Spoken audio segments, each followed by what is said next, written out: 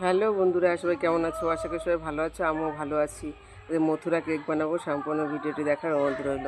Mathura cake, তার জন্য আমি ময়দা নিয়ে নিয়েছি, নিয়ে নেব টক দই পরিমাণ মতন, মৌরি আর একটু লবণ দিয়ে দেবো, অল্প একটু চিনি দিয়ে দেবো, পাউডার দিয়ে দেবো।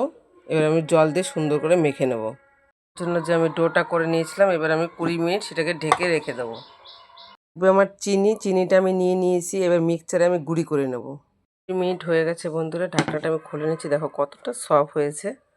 এবার আমি বানিয়ে নেব। মথুরা কেকের শেপটা আমি দিয়ে নেব, সবগুলো আমি এভাবে বানিয়ে নেব। এগুলো আমি বানিয়ে নিয়েছি, এবার আমি সবগুলো ভেজে নেব।